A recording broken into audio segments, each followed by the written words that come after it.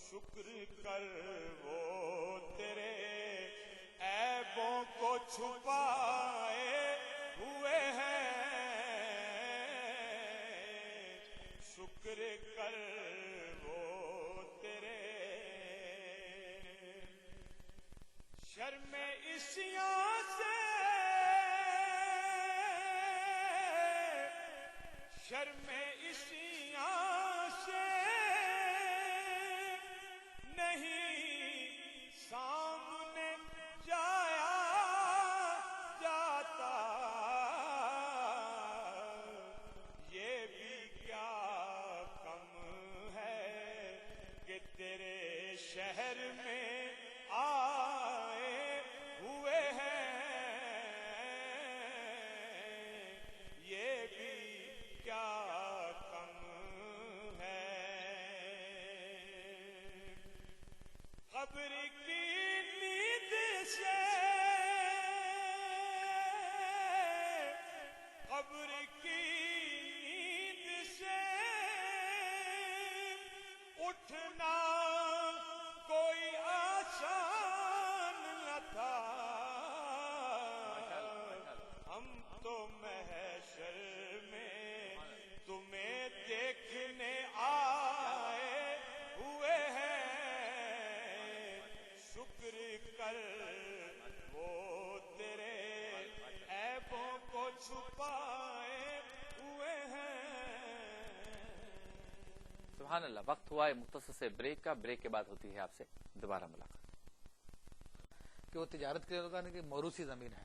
تو اگر موروثی زمین ہے اور ایسے ویران پڑی ہے تو اس پہ کوئی زکوٰۃ نہیں ہے، ہاں البتہ اس میں کاشتکاری کی جاتی ہے تو اس کی پیداوار پر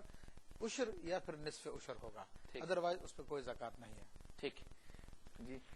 جی آخری سوال ایک پوچھا تھا کہ خطبے میں بیٹھتے ہیں تو خطبے میں کیسے بیٹھنا چاہیے، صحیح طریقہ کیا ہے؟ کچھ لوگ نماز کی طرح بیٹھتے ہیں، کچھ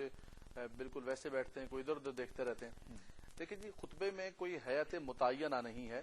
لیکن مفتی احمد یار خان نعیمی رحمۃ اللہ تعالی نے فرمایا کہ مستحب یہ ہے کہ آپ ایسی حیت میں بیٹھے کہ جیسے نماز میں بیٹھتے ہیں، تو یہ ایک اچھی چیز ہے۔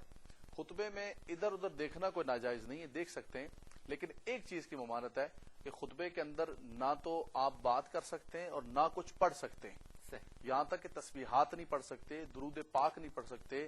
اور خطبے کی جو خاص طور پہ اذان خطبے سے متصل ہے اس کا فقہاء کرام نے بالخصوص اعلی حضرت نے اس کا منع فرمایا کہ اس اذان کا بھی آپ جواب نہیں دے سکتے۔ سب سے مرکزی چیز یہ ہے، عالمگیری میں واضح طور پہ جزیہ موجود ہے کہ دو زانوں ہو کے بیٹھے جس طرح نماز میں بیٹھتے ہیں، کما فی الصلاۃ، وہ عالمگیری کا جزیہ، اور اس کے علاوہ پھر ایک یہ بھی جزیہ ہے کہ اذا خرج الخطیب فلا صلاۃ ولا کلام، جس طرح علامہ صاحب نے بیان فرمایا کہ کوئی بات چیت نہیں کر سکتا، جب خطیب آ جائے تو نہ کوئی سلام کرے گا نہ کوئی کلام کرے گا، اور بیٹھنے کے حوالے سے جیسے مستحب یہی ہے۔ صحیح۔ اچھا علامہ صاحب یہ بتائیں کہ یہ جو اللہ کے ذکر کی ہم بات کر رہے ہیں، کیا سوچ اللہ کے ذکر کی طرف مرکوز ہو، یا بندہ پریکٹیکلی یا افیکٹولی یا عملی طور پر اللہ کا ذکر کر رہا ہو، یہ نظر بھی آتا ہو، یعنی خاموش بیٹھا ہے تو بھی اللہ کی طرف توجہ مرکوز ہے، یہ بھی ذکر اللہ میں آئے گی؟ دیکھیں جی سب سے بنیادی چیز جیسے سب نے ذکر فرمایا، تجار اللہ تلہم تجارت ولا بیع عن ذکر اللہ کتاب، سب سے بنیادی چیز شبیر بھائی یہ ہے کہ دل جو ہے دل متوجہ الی اللہ، سب سے مرکزی چیز یہ ہے۔ اس کے بعد یہ ہے کہ اگر آپ تنہا بیٹھے ہوئے آپ زبان سے بھی اللہ تبارک و تعالیٰ کا ذکر کریں، لیکن دل کی مطابقت سب سے پہلے ضروری ہے۔ آپ کی تسبیح تو ہل رہی ہے،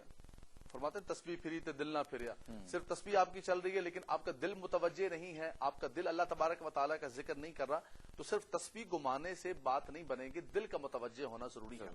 اور جیسے کہ آپ نے حدیث پاک پڑھی، نبی کریم صلی اللہ علیہ وسلم کو مبارک فرمان یہی تھا، حضرت معاذ بن جبل کو جب نصیحتیں فرمائی انہوں نے پوچھا بھی یا رسول اللہ صلی اللہ علیہ وسلم سب سے افضل عمل کون سا ہے، تو حضور نے فرمایا کہ یا معاذ ان تموت ولسانک رطب من ذکر اللہ، ان تفارق الدنیا، دو الفاظ ہیں، ان تفارق الدنیا ولسانک رطب من ذکر اللہ، فرمایا تو دنیا سے اس حال میں رخصت ہو رہا ہو کہ تیری زبان اللہ کے ذکر سے تر بتر رہے۔ تو مومن کا یہ شیوا ہونا چاہیے کہ یہ جو اللہ نے زبان عطا فرمائی ہے، اور اللہ تبارک و تعالیٰ کی نعمتوں میں سے شبیر بھائی یہ بھی ایک بہت بڑی نعمت ہے کہ کسی کو اللہ تبارک و تعالیٰ ذکر کرنے والی زبان عطا فرمائے۔ کیا بات ہے مفتی صاحب، یہ جو کہا جاتا ہے کہ اللہ کا ذکر کرنے والا اور ہر وقت اللہ کی یاد میں مشغول رہنے والا دراصل اللہ سے کلام کر رہا ہوتا ہے،